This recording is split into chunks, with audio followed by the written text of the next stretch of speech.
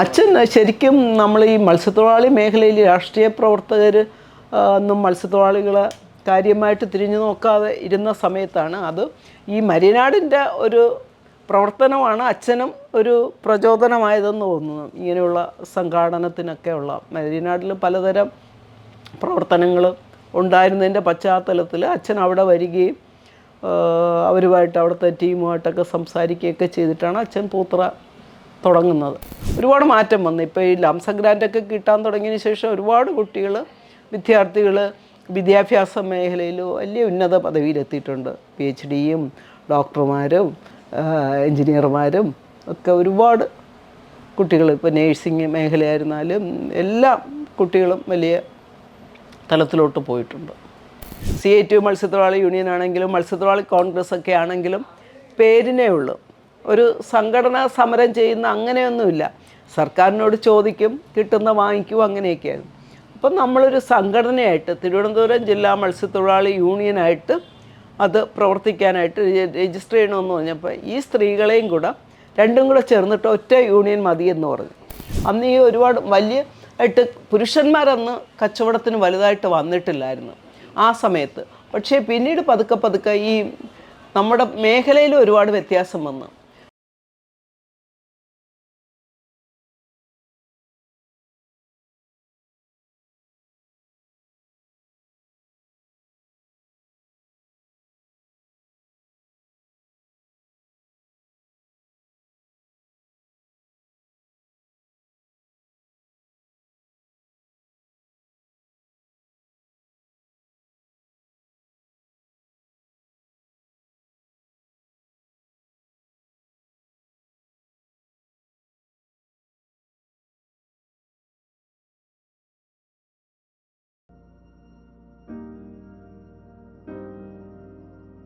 ഞാൻ 74 ഈ മരിനാട് പരിശീലന സമയത്ത് അവിടെ വന്നിരുന്നു, അങ്ങനെ കണ്ടു, പരിചയപ്പെട്ടതാണ്. അച്ഛൻ ശരിക്കും നമ്മൾ ഈ മത്സ്യത്തൊഴിലാളി മേഖലയിൽ രാഷ്ട്രീയ പ്രവർത്തകർ ഒന്നും മത്സ്യത്തൊഴിലാളികളെ കാര്യമായിട്ട് തിരിഞ്ഞു നോക്കാതെ ഇരുന്ന സമയത്താണ് അത് ഈ മരിനാടിൻ്റെ ഒരു പ്രവർത്തനമാണ് അച്ഛനും ഒരു പ്രചോദനമായതെന്ന് തോന്നുന്നു. ഇങ്ങനെയുള്ള സംഘാടനത്തിനൊക്കെയുള്ള മരിനാടിൽ പലതരം പ്രവർത്തനങ്ങൾ ഉണ്ടായിരുന്നതിൻ്റെ പശ്ചാത്തലത്തിൽ അച്ഛൻ അവിടെ വരികയും അവരുമായിട്ട് അവിടുത്തെ ടീമുമായിട്ടൊക്കെ സംസാരിക്കുകയൊക്കെ ചെയ്തിട്ടാണ് അച്ഛൻ പൂത്ര തുടങ്ങുന്നത്, പ്രവർത്തനം തുടങ്ങുന്നത്. അവർ 3 അച്ഛന്മാരവിടെ ഉണ്ടായിരുന്നു. അവിടെ അവർ മത്സ്യത്തൊഴിലാളികളൊക്കെ ചേർന്നിട്ടൊരു സമതി വല എന്ന് പറഞ്ഞൊരു കമ്പവല ഉണ്ടാക്കി. അച്ഛനുമൊക്കെ അതിൽ പോയി ജോലി ചെയ്തു. അങ്ങനെയായിരുന്നു അവരോടൊപ്പം ജോലി ചെയ്തുകൊണ്ട് അവരുമായിട്ടുള്ള ക്ലാസ്സുകളും അങ്ങനെയൊക്കെ ചർച്ചകളും ഒക്കെ നടത്തിയാണ് പതുക്കെ പതുക്കെ അവിടെ സംഘടനാ പ്രവർത്തനം തുടങ്ങുന്നത്. അച്ഛൻ ഒരു മൊത്തത്തിൽ അച്ഛൻ മത്സ്യത്തൊഴിലാളി മേഖലയിൽ നടത്തിയതൊരു വലിയ പ്രവർത്തനമാണ്. അച്ഛൻ്റെ ജീവിതം മത്സ്യത്തൊഴിലാളികൾക്ക് വേണ്ടി. അതേപോലെ തന്നെ ജോയിച്ചൻ ആൻ്റണി എന്ന് പറയും, ഒരു മത്സ്യത്തൊഴിലാളി മോനാണ്. തുമ്പ തിരുവനന്തപുരം സ്വദേശിയാണ്.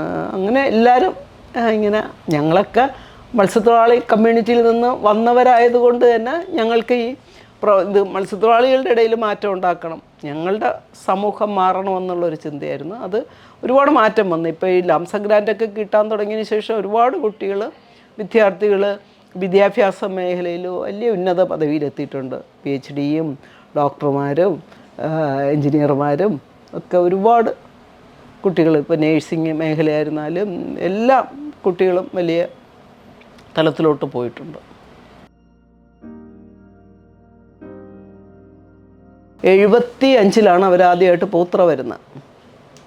പൂത്ര വന്ന് അവർ ഈ നമ്മുടെ മാർപ്പാപ്പാടെയൊക്കെ എന്തോ സൂനഹദോസം, ഞാൻ ക്രിസ്ത്യാനിയാണെങ്കിൽ എനിക്ക് അതിനെക്കുറിച്ചൊന്നും വലിയ വ്യക്തതയൊന്നുമില്ല.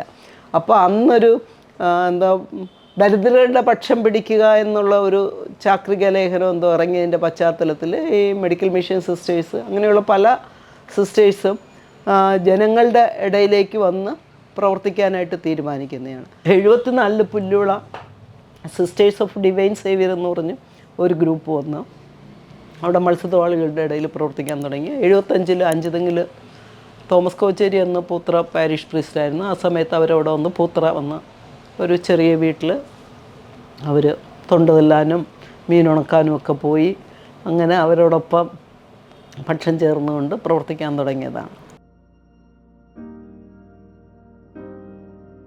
ഈ അഞ്ചുതെങ്ങ് ബോട്ട് വർക്കേഴ്സ് യൂണിയൻ്റെ ജപ്തി നടപടികളൊക്കെ നിർത്തിവെച്ച് അവരുടെ കടങ്ങളൊക്കെ കഴിഞ്ഞപ്പോൾ ഒരു മത്സ്യത്തൊഴിലാളി യൂണിയൻ, സ്വതന്ത്രമായിട്ടൊരു യൂണിയൻ, അന്ന് മത്സ്യത്തൊഴിലാളി മേഖലയിൽ സംഘടനകൾ പേരിനേ ഉള്ളൂ. CITU മത്സ്യത്തൊഴിലാളി യൂണിയൻ ആണെങ്കിലും മത്സ്യത്തൊഴിലാളി കോൺഗ്രസ് ഒക്കെ ആണെങ്കിലും പേരിനേ ഉള്ളൂ. ഒരു സംഘടന സമരം ചെയ്യുന്ന അങ്ങനെയൊന്നുമില്ല. സർക്കാരിനോട് ചോദിക്കും, കിട്ടുന്ന വാങ്ങിക്കും, അങ്ങനെയൊക്കെയാണ്. അപ്പം നമ്മളൊരു സംഘടനയായിട്ട് തിരുവനന്തപുരം ജില്ലാ മത്സ്യത്തൊഴിലാളി യൂണിയനായിട്ട് അത് പ്രവർത്തിക്കാനായിട്ട് രജിസ്റ്റർ ചെയ്യണമെന്ന് പറഞ്ഞപ്പോൾ ഈ സ്ത്രീകളെയും കൂടെ രണ്ടും കൂടെ ചേർന്നിട്ട് ഒറ്റ യൂണിയൻ മതിയെന്ന് പറഞ്ഞു. അപ്പം ഞങ്ങളുടെ കമ്മിറ്റിയിലുണ്ടായിരുന്ന 3-4 പേര് അതിനെ എതിർത്ത് ഇതിങ്ങനെ തന്നെ നിലനിൽക്കുകയും യൂണിയൻ്റെ ഭാഗമായിട്ട് നമുക്ക് പ്രവർത്തിക്കാം, ഈ സംഘടന ഇങ്ങനെ. അപ്പോൾ പറഞ്ഞില്ല, രണ്ടും കൂടെ എങ്ങനെയാണ്, ഒന്ന് മതിയെന്നുള്ള. അവസാനം ഇതങ്ങോട്ട് ലയിച്ച് മെമ്പർഷിപ്പൊക്കെ കൊടുത്ത് തിരുവനന്തപുരം ജില്ലാ മത്സ്യത്തൊഴിലാളി യൂണിയനായിട്ട് ഇത് പ്രവർത്തിക്കാൻ തുടങ്ങി. അപ്പോൾ ഈ ബസ് കെട്ടിക്കഴിഞ്ഞപ്പോൾ സ്ത്രീകൾക്ക് ഒരു ശരിക്കും സംഘടിതരാണ്, നമ്മളുടെ അവകാശങ്ങൾ നമുക്ക് നേടിയെടുക്കാൻ സാധിക്കുമെന്നുള്ള രീതിയിൽ നമ്മൾ പിന്നെ ഈ ചന്തകളിലെ അടിസ്ഥാന സൗകര്യങ്ങളുടെ പ്രശ്നങ്ങൾ, അന്ന് ഈ ഒരുപാട് ആയിട്ട് പുരുഷന്മാരന്ന് കച്ചവടത്തിന് വലുതായിട്ട് വന്നിട്ടില്ലായിരുന്നു ആ സമയത്ത്. പക്ഷേ പിന്നീട് പതുക്കെ ഈ നമ്മുടെ മേഖലയിൽ ഒരുപാട് വ്യത്യാസം വന്നു. എന്ന് വെച്ചാൽ മത്സ്യ സംസ്കരണത്തിന് ഐസ് ഫാക്ടറികൾ തുടങ്ങി. അതോടൊപ്പം തന്നെ പിന്നെ മറ്റ് ജില്ലകളിൽ നിന്നുള്ള മത്സ്യ സംസ്കരണ ഫാക്ടറികളിൽ നിന്നുള്ള ആളുകൾ ഇവിടെ വന്ന് കൊഞ്ചും കണവയൊക്കെ എടുക്കാൻ തുടങ്ങി. പിന്നെ കൂടാതെ തന്നെ വലിയ കച്ചവടക്കാർ വന്നു തുടങ്ങി. പിന്നെ ഈ ഐസൊക്കെ വന്നു കഴിഞ്ഞപ്പോൾ മത്സ്യം എടുത്തുകൊണ്ട് അവർക്ക് എവിടെയും എത്ര നാൾ വേണമെങ്കിലും സൂക്ഷിക്കാനും കൊണ്ടുപോയി വിൽക്കാനും. അപ്പോൾ വലിയ വാഹനങ്ങൾ, ലോറികൾ, മിനി ലോറികളിലൊക്കെ മത്സ്യം എടുക്കാൻ വന്നു. പിന്നെ സൈക്കിളിൽ കച്ചവടക്കാർ വന്ന് എടുക്കാൻ തുടങ്ങി. അപ്പോൾ ഈ ചന്തകളിൽ ഈ സ്ത്രീകളും ഇവരും തമ്മിൽ മത്സരമാണ്. സ്ത്രീകൾ ചെല്ലുന്നതിന് മുമ്പ് ഇവർ പോയി ഫ്രണ്ട് അങ്ങ് പിടിക്കും. അപ്പോൾ ഈ സ്ത്രീകൾ ബാക്കിലാകും, വരുന്നവർ വന്ന് ആദ്യം ഇരിക്കുന്നവരുടെ നിന്ന് മീൻ വാങ്ങിക്കും. അങ്ങനെയുള്ള സംഘർഷങ്ങൾ ചന്തയിലുണ്ടായി. അപ്പോൾ അതിനെതിരെ ഞങ്ങൾ സമരം ചെയ്യുക, ചന്തകളിൽ പോയി സ്ത്രീകളെ മർദ്ദിക്കുകയൊക്കെ ചെയ്യും. അപ്പോൾ അതിനെതിരെയുള്ള സമരങ്ങളൊക്കെ നമ്മൾ നടത്താൻ തുടങ്ങി. അതോടൊപ്പം തന്നെ നമ്മൾ ട്രേഡ് യൂണിയനായിട്ട് പ്രവർത്തിക്കുമ്പോൾ തന്നെ നമ്മൾ ഈ വനിതാ ദിനം, മാർച്ച് 8 വനിതാ ദിനം 75-ലാണ് വനിതാ ദിനം പ്രഖ്യാപിക്കുന്നത്. നമ്മൾ ഇങ്ങനെ സ്ത്രീകളുടെ സംഘടന വന്നു കഴിഞ്ഞപ്പോൾ നമ്മൾ 80 മുതൽ വനിതാ ദിനം ആഘോഷിക്കാൻ തുടങ്ങി. ഇവിടെ തിരുവനന്തപുരം ജില്ലയിൽ മത്സ്യത്തൊഴിലാളി സ്ത്രീകളുടേതായിട്ടുള്ള വനിതാ ദിന ആചരണം തുടങ്ങി. ആ ദിവസം വനിതാ ദിനം മാർച്ച് 8 നമ്മൾ നടത്താൻ തുടങ്ങി. ഗ്രാമങ്ങളിൽ നമ്മൾ മേഖലാതലത്തിലൊക്കെ ചെയ്യാൻ തുടങ്ങി. അപ്പോൾ അങ്ങനെ ഈ വിഷയങ്ങൾ, സ്ത്രീകളുടെ പ്രശ്നങ്ങൾ, ഇതിപ്പോൾ നമ്മുടെ മാത്രമല്ല, ഇത് ലോകത്ത് മുഴുവൻ സ്ത്രീകൾ ഇത്തരം പ്രശ്നങ്ങൾ നേരിടുന്നുണ്ട്, വിവേചനം നേരിടുന്നുണ്ട്. അപ്പോൾ ഇതിനെതിരെ നമ്മൾ ഒരുമിച്ച് നിൽക്കണമെന്നുള്ള തരത്തിൽ ഉള്ള ഇത് വന്ന്